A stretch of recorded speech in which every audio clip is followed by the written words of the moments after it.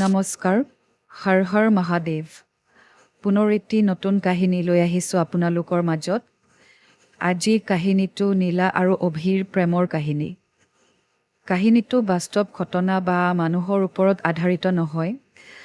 এইটো এটা কাল্পনিক কাহিনী। মুম্বাইৰ ব্যস্ততাপূৰ্ণ চহৰত য'ত সপোনবোৰ সহজে সাজিব পাৰি আৰু সহজে ভাঙিবও পাৰি। দুগৰাকী প্ৰেমিকে এনে এক যাত্ৰা আৰম্ভ কৰিবলৈ ওলাইছিল য'ত সিহঁতে অসংখ্য প্ৰত্যাহ্বানসমূহ সন্মুখীন হ'ব লগাও হৈছিল। অভি এজন অসাধাৰণ উদ্যমশীল যুৱক আছিল। এৰিথ্ৰ'মেলালজিয়া নামৰ এক বিৰল জিনগত বিকাৰৰ সৈতে জন্মগ্ৰহণ কৰি তেওঁ শৰীৰটো ৪৫ ডিগ্ৰী চেলছিয়াছ অসহনীয় তাপমাত্ৰাত অবিৰতভাৱে জ্বলা-পোৰা কৰি থাকে আৰু তেওঁৰ জীৱনৰ প্ৰত্যাহ্বানসমূহৰ সৈতে যুঁজি নিজকে ইয়াৰ লগত খাপ খুৱাবলৈও শিকিছিল। নিৰন্তৰ বিষ আৰু অস্বস্তিৰ স্বত্বেও অভিয়ে তেওঁৰ অৱস্থাক লৈ জীৱন যুঁজত যুঁজি গৈছিল। আনহাতে নীলা এগৰাকী উজ্জ্বল মনৰ নাৰী আছিল, যি আশা আৰু স্থিতিস্থাপকতাৰে জিলিকিছিল। তাইৰ নিজৰ কাহিনীটো এক শোকাব ঘটনাৰ সৈতে আৰম্ভ হৈছিল। তেওঁলোকৰ বিয়াৰ মাত্ৰ কেইদিনমান পূৰ্বে তাইৰ জীৱনসংগীজন এটা দুৰ্ঘটনাত মৃত্যুবৰণ কৰিছিল, যিয়ে তাইক বিচলিত কৰি পেলাইছিল। বিধ্বস্ত আৰু ভগ্ন হৃদয়েৰে নীলাই অনুভৱ কৰিছিল যে তেওঁ কেৱল তেওঁৰ সংগীক হেৰুৱাই নহয়, তেওঁৰ জীৱনৰ গঠনিও হেৰুৱাইছে। নীলা আৰু অভিয়ে এখন চিকিৎসালয়ত লগ পাইছিল, য'ত অভিয়ে প্ৰায়ে তেওঁৰ অৱস্থাৰ চিকিৎসাৰ বাবে গৈছিল। এইটো এনেকুৱা আছিল যেন ভাগ্যই তেওঁলোকক একত্ৰিত কৰিছিল, বা সম্ভৱত এয়া কেৱল তেওঁলোকৰ অংশীদাৰী স্থিতিস্থাপকতা আছিল, যিয়ে তেওঁলোকক আকৰ্ষিতও কৰিছিল। অভি ইমানেই দুৰ্বল আছিল যে কথা পাতিবলৈও নিৰন্তৰ বিষত ভাগৰি পৰিছিল। এদিন তাত চিকিৎসা গ্ৰহণ কৰি থকা নীলাৰ বন্ধুজনে তেওঁলোকক পৰিচয় কৰাই দিলে। তাৰ পিছৰ পৰাই নীলাক অভিক নিয়মিতভাৱে সাক্ষাৎ কৰিবলৈও আৰম্ভ কৰাৰ লগে লগে তাই তেওঁৰ বিষয়ে আন কোনেও অনুভৱ নকৰা কথাবোৰ লক্ষ্য কৰিবলৈ আৰম্ভ কৰিছিল। তেওঁৰ শান্ত শক্তি, তেওঁৰ হাঁহিটো। অভিয়ে এইটো অৱস্থাৰ বাবে হুইলচেয়াৰত আবদ্ধ হৈ থকা স্বত্বেও প্ৰায়ে চিকিৎসালয়ৰ কৰিডৰবোৰৰ চাৰিওফালে নীলাৰ সৈতে দীঘলীয়া খোজ কাঢ়িছিল। তেওঁলোকে তেওঁলোকৰ সপোন, আকাংক্ষা আৰু ভয়ৰ বিষয়ে কেইবা ঘণ্টা ধৰি কথা পাতিছিল। তেওঁলোকৰ সুখ-দুখৰ কথাবোৰ ভাগ বতৰা কৰিছিল, যিয়ে দুয়োকো কন্দুৱাই পেলাইছিল। তেওঁলোকৰ ঘনিষ্ঠতা বৃদ্ধি পোৱাৰ লগে লগে নীলাই উপলব্ধি কৰিছিল যে তেওঁ অভিৰ সাহস, দয়া আৰু জীৱনৰ প্ৰতি থকা আগ্ৰহৰ প্ৰেম তাই গভীৰভাৱে পৰিছে।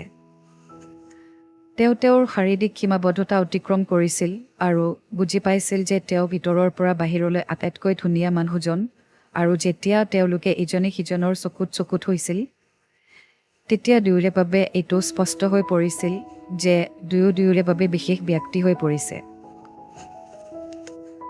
কিন্তু তেওঁলোকৰ চাৰিওফালে থকা লোকসকলৰ পৰা সতৰ্কবাণীও পাইছিল।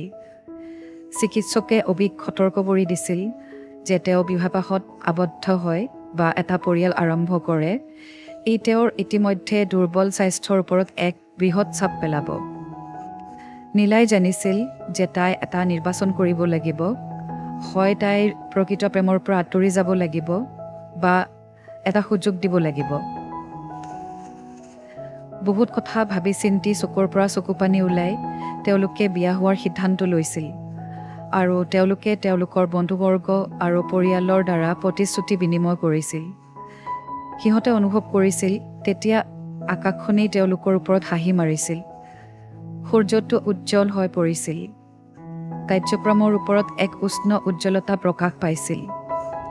এইটো এনেকুৱা আছিল যেন বিশ্ব ব্ৰহ্মাণ্ডই নিজে এই অসম্ভৱ দম্পতীক নতুনকৈ জীৱনটো সজাব আৰু আৰম্ভ কৰিবলৈ আশীৰ্বাদ দিছে।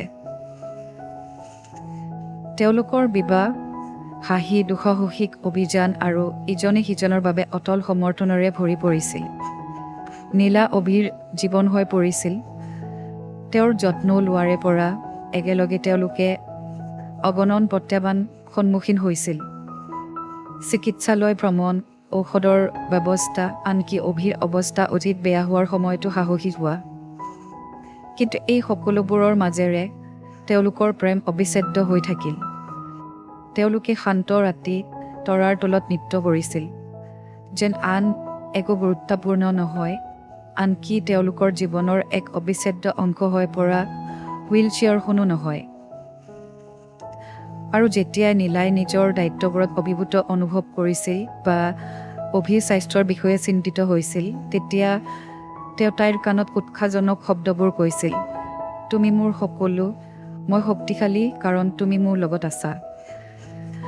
তেওঁলোকে একেলগে জীৱন অতিবাহিত কৰাৰ লগে লগে নীলাই উপলব্ধি কৰিছিল যে তাই কেতিয়াও আৰু কাকো ভাল পাব নোৱাৰে, আনকি নিজকো নহয়।